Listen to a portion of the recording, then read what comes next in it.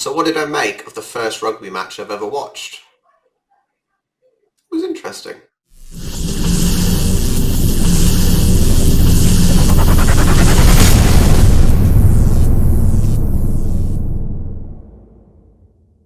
Hey guys, so firstly, I just finished the live stream, um, and it was amazing to have you guys in the live stream with me, partly because I needed some explaining from different things, but also it was lovely to answer questions about football referees and what I think of things. So thank you for you guys that were in the live stream to start off with. My reaction to the game. I'm going to go through a few points. I think. Um, Firstly, obviously, I started watching just before the game, so the similarities are it's completely the same before the game, i.e., um, the way the pundits are talking, the fact they have their little at the moment where there's no crowd, they have their little stand and they're all talking about it. That's identical. So I'm pretty used to that sort of display sort of thing before the game. Um, when the game started, it was interesting because in the comments, England were going to get smashed uh, because of their poor form. So it was actually interesting that they didn't, and sorry for any spoilers for anyone that hasn't watched it, but England won. Um, so that was interesting. On the refereeing side of things, a few things that I picked up on.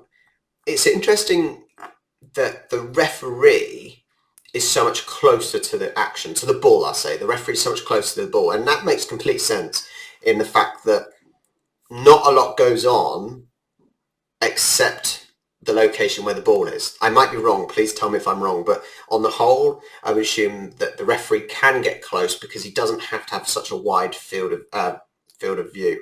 Yeah.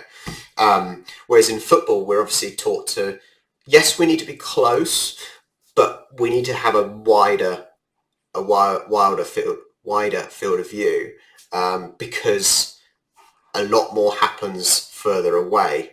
Um, so yeah, that's one difference that I think is interesting, which leads to another thing where I would assume it's easier for the referees to get accidentally tackled or run into, which was some points that we were making in comments from the other refereeing videos. I think of the Wayne Barnes video. So that's one difference. On the lino side of things, I was actually quite disappointed with the lino. Um, I was thinking they'll be sprinting up and down. Obviously, I knew it start stop, but the lino or the touch referee, assistant referee, he wasn't keeping up with play. When the ball went quite far, he wasn't sprinting to stay with the ball, which I thought was strange because as a football referee, that is what we do. Oh, there's Joey. That is what we do as a lino. We keep up with the second and last defender, and it's a lot of sprints. But these guys didn't really seem to do it. And in my opinion, they're doing a similar job. As a football referee on the line, we do the offsides, which seems the same principle as the forward passes. Obviously different, but you're looking along the line. We do when the ball goes in and out of play from the sides and the end of the line, and you're looking for fouls. So it seems like the same principle, but it seems like as a football lino, we keep up the play a lot more. Maybe this was just a one-off. I'm not sure. I've only watched the one game. Please let me know. Um, it was. Um, it's interesting because there's been a lot of talk about referees wearing mics at the moment in football. You don't. I had to make a point of trying to listen to the referee to hear him because you end up zoning out of it. And unless you're trying to concentrate on the referee talking, you don't necessarily notice it. I don't know if you guys are the same with that. So that's interesting. So maybe actually when if football referees start wearing mics, you'll only actually really notice them when there's a real decision, because referees like the rugby referees they're always talking to the players. I'm always talking to the players, not necessarily telling them what to do, but things like keep your arms down, for example, just to warn them, or nothing behind, to try and make sure to prevent the foul. You're trying to help them almost. So we're always talking, but actually, like I said, with the mic'd up referees, I had to actually consciously try and listen to them to actually notice. So that's interesting on seeing as the football referees is currently in discussion about them wearing microphones. I was watching the game, and what I liked is that, especially at the end of the game, there was 10-15 minutes left, and as a football referee and a football fan, it completely related to football. France, for example, if you relate it to football, they were 1-0 up, and they've decided to defend, do not let a goal in. In rugby terms, they've decided to, they're winning, I think they're winning by 4 points or something like that. There's 10-15 minutes left, do not let England get past. And it was interesting because France were doing really, really well, but there's only so much pressure you can take. But it was easy to recognise that England were messing up. They were doing bad passes, which is similar to football. That it's frustrating because you watch the players and like, you're professional players, why are you doing such bad passes? And it seemed the same with England, and how they ended up winning in the end. It was a shock, especially after all the comments in the live chat saying how England were going to get smashed. So that was really interesting, but it was exciting. It was exciting because I was invested.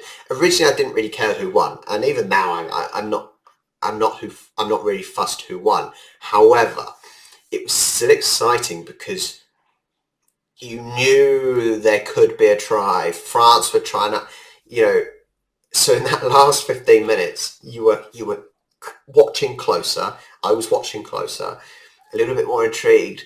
And like I said, it's similar to football when it's a draw it's drawing 10 minutes to go, and there's one team just trying to get that ball in the box, and that was the same. That was really exciting, and I did enjoy that. That was really good. And I think if I was invested more in a team, although I'm English and I should be invested in England, which I more was, but if I was really invested, I'm sure that would be so exciting, especially knowing how badly England have been doing recently. So that was interesting. And one final thing, I found it brilliant so in football we've got VAR, and even with evidence, with replays, there is still people saying, yes, it was this, no, it wasn't that. And so there's still that debate. Now, in this, the reason England ended up winning was that with that try, and it went to TMO, or basically VAR. It was basically VAR where they're saying, yes, it was a try. But I had people in live chat saying, no, it wasn't a try, and they said why, and then the other people said why it was a try. So isn't it funny that even with video evidence, there's still the debate? So even if VAR in football was at the same level as rugby, there probably would still be the debate, and that's what makes it interesting, I suppose. And actually, I was really enjoying. I was actually really enjoying the people in the comments saying, yes, it was a try, no, it wasn't a try. But even though there's visual evidence of it both ways, different camera angles, I really did enjoy it. And I said, I think there was times I got confused because I'm thinking, why was that? Why was one team penalised then, and the free kick or the penalty given to the other team? And I didn't really know why.